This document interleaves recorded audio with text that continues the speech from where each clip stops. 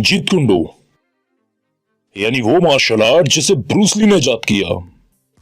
अब ये कैसी मार्शल आर्ट है, इसकी क्या खासियत है, ये जानने के लिए ये डेवलप कैसे हुई, ये जानना बहुत जरूरी है।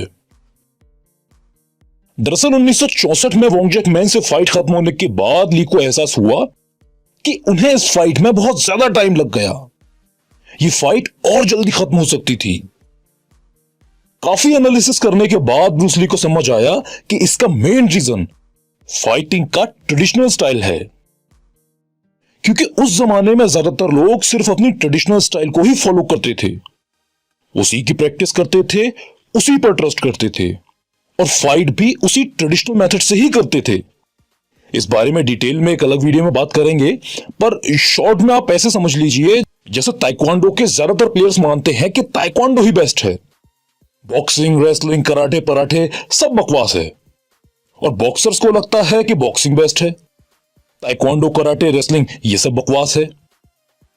ब्रूस ली ने कहा कि जब सभी इंसान एक जैसे हैं, लगभग सभी के दो हाथ दो पैर हैं, तो फाइट का कोई एक स्टाइल सभी जगह कैसे इफेक्टिव हो सकता है। इसीलिए ब्रूस ली ने ट्रेडिशन को तोड़ा और मार्शल आर्ट के अलग अलग स्टाइल्स को मिक्स करना शुरू करा। अब ब्रूस ली को ताई ची चान, फेंसिंग, विंग चुन और बॉक्सिंग की तो अच्छी खासी नॉलेज थी ही। इसके साथ ही ब्रूस ली ने हप्किडो, ताइक्वांडो, कराटे, जूडो और रेसलिंग की टेक्निक्स को भी शामिल करा और एक ऐसा फाइटिंग स्टाइल इजाद करा जिसका कोई स्टाइल नहीं था, जिसमें बॉक्सिंग के पंच भी थे, ताइक्वांडो की किक्स भी थी, जिसमें विंग चुन की तरह कंटिन्यूअस अटैक भी थे और जूडो रेसलिंग की तरह ग्राउंड फाइटिंग भी थी।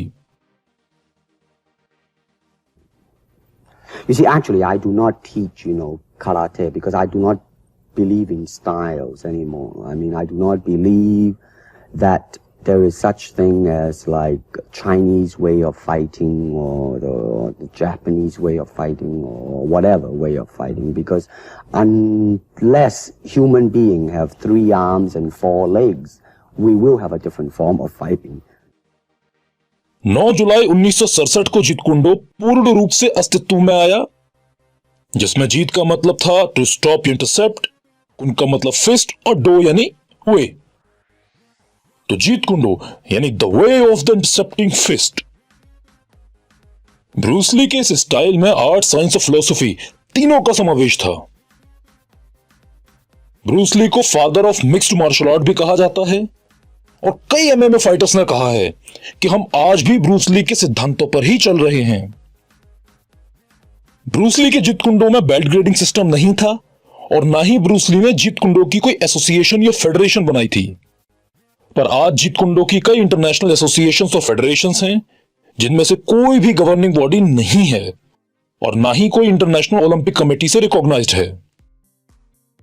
भारत में भी जीत कुंडो की 2-3 एसोसिएशन, फेडरेशंस हैं, पर इनमें से भी कोई नेशनल स्पोर्ट्स फेडरेशन नहीं है और ना ही कोई इंडियन ओलंपिक एसोसिएशन से रिकॉग्नाइज्ड है।